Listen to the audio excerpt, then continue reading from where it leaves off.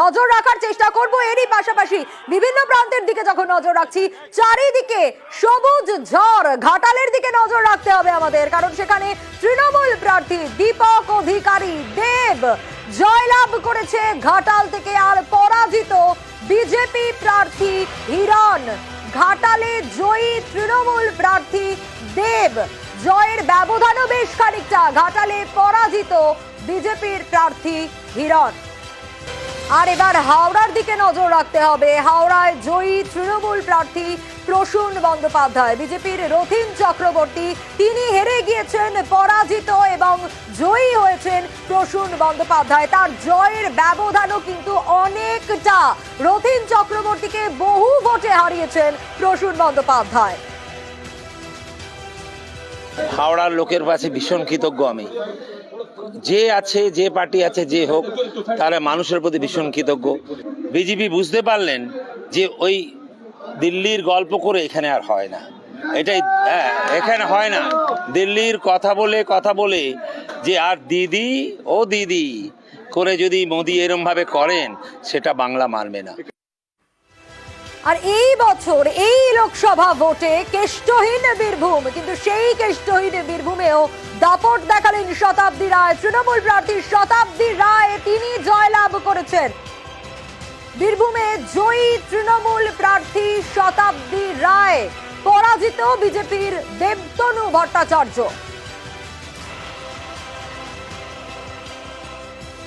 আর বীরভূমের কথা বললেই আসে বোলপুরের কথাও। বোলপুরেও জয়ী তৃণমূল প্রার্থী অসিত মাল, জয়ের ব্যবধান প্রচুর। বোলপুরে পরাজিত বিজেপি প্রার্থী, এবং জানিয়ে রাখার চেষ্টা করি, বোলপুরে জয়ী তৃণমূল প্রার্থী অসিত মাল। আর এরই পাশাপাশি নজর রাখতে হচ্ছে বহরমপুরের দিকে। 5 বারের সাংসদ অধীর রঞ্জন চৌধুরী, তিনি পরাজিত। এই বহরমপুর অধীর গড় হিসেবে পরিচিত ছিল, কিন্তু এই মুহূর্তে ইউসুফ পাঠান, তিনি জয়ী হয়েছেন। তারও জয়ের ব্যবধান বেশ খানিকটা। অধীর রঞ্জন চৌধুরীকে হারিয়েছেন তিনি। 5 বারের সাংসদ অধীর রঞ্জন চৌধুরী, এই বহরমপুর নাম এলে অধীর গড় হিসেবেই পরিচিত হতো এতদিন এই বহরমপুর। কিন্তু আজকের পর থেকে কোথাও গিয়ে সেটা পাল্টে গেল, পাশা বদলে গেল। তৃণমূলের ইউসুফ পাঠান, ইউসুফ পাঠানই বাজি ছিল তৃণমূলের কাছে, এবং তৃণমূলের ইউসুফ পাঠান জয়ী, পরাজিত অধীর রঞ্জন চৌধুরী। আর অন্যদিকে মথুরাপুরে নজর দিতেই হবে, কারণ অভিষেক বন্দ্যোপাধ্যায়, তিনিও সেখানে সভা করে বারবার বলেছেন জেতানোর কথা বাপি হালদারকে, এবং মানুষ কথা রেখেছেন। জয়ী বাপি হালদার, মথুরাপুরের তৃণমূল প্রার্থী, পরাজিত বিজেপির অশোক পুরকাইত, বিজেপির অশোক পুরকাইতকে পরাজিত করেছেন এবং জয়ী হয়েছেন বাপি হালদার। মথুরাপুরের দিকে আমরা নজর রেখেছি। মথুরাপুর অত্যন্ত ইন্টারেস্টিং, এবং আপনাদের জানিয়ে রাখার চেষ্টা করি, এই মথুরাপুর কিন্তু 19-এও তৃণমূলেরই ছিল, এবং তৃণমূল প্রার্থী বাপি হালদার, তিনি মথুরাপুরে জয়লাভ করেছেন। আর মুর্শিদাবাদের দিকে এবার আমরা নজর রাখবো। মুর্শিদাবাদে নজর রাখতেই হচ্ছে, কারণ মুর্শিদাবাদ এবার আবু তাহের খান জয়ী। মোহাম্মদ সেলিম, তিনি দাঁড়িয়েছিলেন। অন্যদিকে বিজেপির গৌরী শঙ্কর ঘোষ, একদিকে সিপিআইএম এর মোহাম্মদ সেলিম, বিজেপির গৌরী শঙ্কর ঘোষ, দুজনেই পরাজিত। জয়ী হলেন তৃণমূলের আবু তাহের খান। আর শত্রুঘ্ন সিনহা, সকাল থেকে যে ট্রেন্ড আমরা দেখছিলাম, তাতে সকাল থেকে শত্রুঘ্ন সিনহা এগিয়েছিলেন। শত্রুঘ্ন সিনহাই জয়লাভ করেছেন এবং পরাজিত হয়েছেন সুরেন্দর সিং আলুওয়ালিয়া। আপনাদের জানিয়ে রাখার চেষ্টা করি আরো একবার, আসানসোলে দিকে দিকে সবুজ ঝড়। আসানসোলে জয়ী তৃণমূল প্রার্থী শত্রুঘ্ন সিনহা। অন্যদিকে এরই পাশাপাশি নজর রাখার চেষ্টা করব আমরা জয়নগরের দিকে। জয়নগরেও তৃণমূল প্রার্থীর জয় জয়কার। প্রতিমা মণ্ডল, ব্যবধান অনেকটা জয়ের। প্রতিমা মণ্ডল জয়ী, জয়নগরের তৃণমূল প্রার্থী জয়লাভ করেছেন। দিকে দিকে সবুজ ঝড়। অশোক কান্ডারি বিজেপির, তাকে পরাজিত করে প্রতিমা মণ্ডল জয়ী। আর এরই পাশাপাশি নজর রাখতেই হচ্ছে বর্ধমান দুর্গাপুর, অত্যন্ত ইন্টারেস্টিং। এই ভোট প্রচার শুরুর পর থেকে দিলীপ ঘোষের একের পর এক মন্তব্য বাংলার মানুষ শুনেছেন, এবং তিনি 100%-এরও বেশি আশাবাদী ছিলেন জয়ের ব্যাপারে, কিন্তু দিলীপ ঘোষ পরাজিত। তার কেন্দ্র বদল হয়েছে, মেদিনীপুর থেকে বর্ধমান দুর্গাপুরে এসে তিনি প্রার্থী হয়েছেন। দিলীপ ঘোষ পরাজিত, জয়ী কীর্তি আজাদ জয়ের পর কি বলেছেন শোনাবো। बहुत प्रयास किया दिलीप घोष साहब ने कि हम उनके साथ ऊट पटांग बात में अभद्र भाषा का इस्तेमाल करें, लेकिन हमारे संस्कार में अभद्र भाषा बोलना नहीं है। कि मैच तो वो हार गए, आपने बोला खेला होवे तो खेला हो चुका है।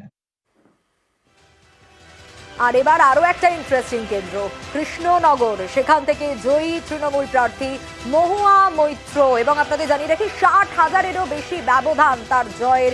মহুয়া মৈত্র জয়ী এবং অমৃতা রায় বিজেপির, তিনি পরাজিত। আমরা দেখেছিলাম যে শুরুর দিন থেকে মহুয়া মৈত্র কিন্তু একেবারে 100% আশাবাদী ছিলেন এবং বারবার তিনি বলেছেন যে তিনি জয়ের বিষয়ে 100% আশাবাদী। সেই সবুজ ঝড়ই উঠল কৃষ্ণনগরে। মহুয়া মৈত্রের ওপরেই কিন্তু মানুষ আবারও ভরসা রাখলো। জয়ী তৃণমূলের মহুয়া মৈত্র, পরাজিত বিজেপির অমৃতা রায়।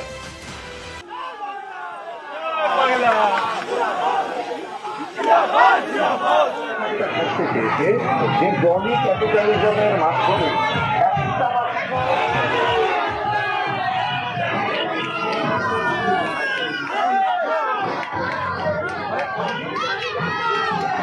নিজের জয় নিয়ে অতটা আমি হ্যাপি অফকোর্স ভেরি মাচ, কিন্তু যেটা মেইন জিনিস যেটা আমরা বলেছিলাম যে এই সাম্প্রদায়িক রাজনীতি যেটা ভারতবর্ষকে ধ্বংস করছে, আর মোদি তো বলেছিলেন উনি ক্যান্ডিডেট 543 সিটসে।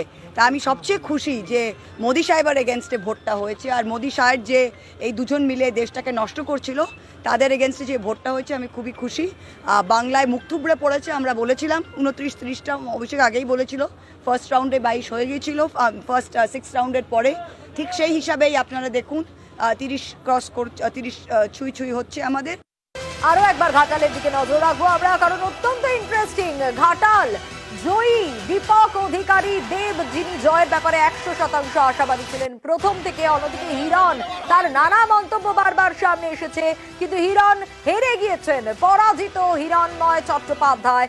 দেব জয়ের পর স্বাভাবিকভাবেই উচ্ছ্বসিত এবং স্বাভাবিকভাবেই কর্মী সমর্থকরা, সাধারণ মানুষের উচ্ছ্বাস রয়েছে, কারণ সাধারণ মানুষের ভোটেই তো জয়লাভ করেছেন ঘাটাল থেকে দীপক অধিকারী দেব। আর কেন্দ্রীয় বাহিনীকে ভোটের দিনকেও দেখা গিয়েছিল যে হিরণের নানা অভিযোগ ছিল এই কেন্দ্রীয় বাহিনীকে নিয়ে, আর এই কেন্দ্রীয় বাহিনীকে হারের পরেও দোষারোপ করতে ছাড়লেন না হিরণ, ঘুমোচ্ছিলেন তারা। কি বলেছেন হিরণ শোনাবো। এটা হলো নির্বাচনের ফলাফল। কেশপুরে বিজেপি শূন্য দেখতে পাচ্ছেন, এটা হলো এরকম শয়ে বুথ যেখানে বিজেপি শূন্য। এটা গণতন্ত্রের ইতিহাসে সম্ভব? যেটা বলেছিলাম আপনাদেরকে যে কেশপুরে 200 খানার ওপরে ওরা বুথেতে রিগিং করেছিল, ছাপ্পা ভোট মেরেছিল কেন্দ্রীয় বাহিনীকে ঘুম পাড়িয়ে দিয়ে। আমার অভিযোগটা মিলল কি মিলল না? কেন্দ্রীয় বাহিনী যদি না ঘুমোতেন তাহলে কি শূন্য হতে পারত? যারা সত্যিকারের ভোট দিয়েছেন ভারতীয় জনতা পার্টিকে, যারা ভারতীয় জনতা পার্টিকে ভোট দেননি, আমি তাদের সবাইকে নতমস্তকে প্রণাম জানাই, তাদের সবার কাছে আমি কৃতজ্ঞতা জানাই। আর যারা এরকম শূন্য দিয়ে গণতন্ত্রকে অপমান করেছেন তাদের বিরুদ্ধে আমার লড়াই জারি থাকবে। আর কলকাতা দক্ষিণে নজর রাখতেই হচ্ছে, জয়ের ব্যবধান কতটা সেটা তো কিছুক্ষণ পর জানা যাবে, কিন্তু এগিয়ে রয়েছেন অনেকটা ব্যবধানে মালা রায়। দেবশ্রী চৌধুরী তিনি পিছিয়ে রয়েছেন এবং সায়রা শাহ হালিম তিনিও পিছিয়ে রয়েছেন এখনো পর্যন্ত। একটা হাড্ডাহাড্ডি লড়াই কলকাতা দক্ষিণে, আমরা নজর রাখার চেষ্টা করব মালা রায়, তারই পাশাপাশি দেবশ্রী চৌধুরী এবং সিপিএম এর তরফ থেকে সায়রা শাহ আলিম। একটা টাফ ফাইট ছিল, কিন্তু অনেকটা ব্যবধানে এগিয়ে মালা রায়। মমতা বন্দ্যোপাধ্যায়ের জয়, তৃণমূলের জয়, সাধারণ মানুষের জয়। বাংলার যে এত আসন পাবো হয়তো আমরা নিজেরাও কেউ সন্দিহান ছিল, কিন্তু আজকে প্রচুর লিড নিয়েছে। গতবারে আসনগুলো তো তারা রেখেইছে, এবারে অন্য আসনও তারা প্রচুর লিড নিয়েছে। মমতা বন্দ্যোপাধ্যায় যে প্রকল্পগুলো করেছেন সাধারণ মানুষের জন্য, সেই লক্ষ্মীর ভান্ডার থেকে স্বাস্থ্যসাথী, কন্যাশ্রী, রূপশ্রী সব জিতিয়ে দিয়েছে বাংলার এতগুলো আসনকে। আর এবার নজর রাখবো কোচবিহারের দিকে। কোচবিহারেও নিশীথ প্রামাণিক পিছিয়ে রয়েছেন, এগিয়ে রয়েছেন তৃণমূল প্রার্থী জগদীশ চন্দ্র বসুনিয়া। জগদীশ চন্দ্র বসুনিয়া এগিয়ে রয়েছেন এবং পিছিয়ে রয়েছেন নিশীথ প্রামাণিক।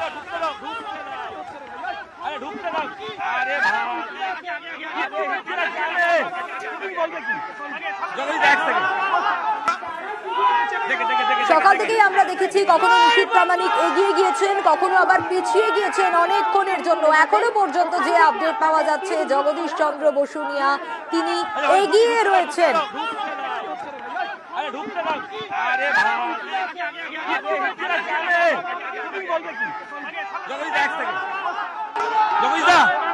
এখনো তো অফিসিয়ালি ঘোষণা হয়নি, আপনি বেরিয়ে আসছেন, নিশ্চিত জয়? হ্যাঁ, কাউন্টিং শেষ হয়ে গেছে। কাউন্টিং শেষ? কবটা জিতলেন? 25,000-এর বেশি। 25,000 বেশি লিড। আপনি কি এখনই বেরিয়ে যাচ্ছেন? না, আমরা আবার যাব। তাহলে এখন কোথায় যাচ্ছেন?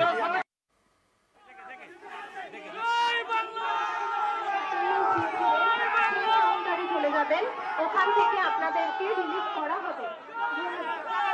57 বদলাটা এই 25 দিয়ে করলাম, এই জ্বালাটা ঘুমলেই ওর মনে হবে। এটা আমার মাথায় ছিল বা আমাদের নেতাদের মাথায় ছিল যে আমরা যদি জগদীশকে প্রার্থী করি তাহলে সেটাই আমরা হায়েস্ট লিড পাবো, সন অফ দ্য সয়েল, এবং ভালো যোগাযোগ আছে। পাশাপাশি এক পাশে দিনাটা, এক পাশে শীতলকুচি, সামনে কুচবিহার দক্ষিণ, এই 4টে জায়গায় আমরা জিতবো এবং সেই জেতার মধ্যে দিয়ে আমরা এই আসনটা বের করে নিয়ে যাব। এই ঐক্যের ঝড়ে, এই ঐক্যকে সামনে নিয়ে আমরা 26 সালে 9-9 করবো এই কুচবিহার আসন। আর নজর রাখতেই হচ্ছে বাংলায় দিকে দিকে সবুজ ঝড়। এখনো পর্যন্ত যে রেজাল্ট উঠে আসছে একটু দেখিয়ে রাখার চেষ্টা করি আপনাদেরকে। 29 তৃণমূল এবং তারই পাশাপাশি 12 বিজেপি, কংগ্রেস 1।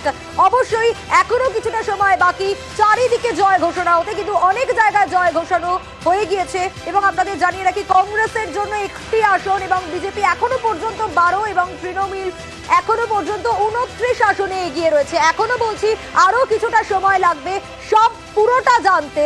তবে এখনো পর্যন্ত যে আপডেট পাওয়া যাচ্ছে, 42টা আসনের আপডেট আপনাদের দিলাম। আর যদি 543-এর দিকে নজর রাখি গোটা দেশের দিকে, তাহলে এনডিএ এখনো পর্যন্ত 297, এনডিএ জোট 297, আর INDIA ইন্ডিয়া সেক্ষেত্রে 230 এখনো পর্যন্ত, এবং আদার্স অন্যান্যরা 16। অবশ্যই নজর থাকবে, আমরা দেশের দিকেও নজর রেখেছি, রাজ্যের দিকে তো নজর রয়েছে।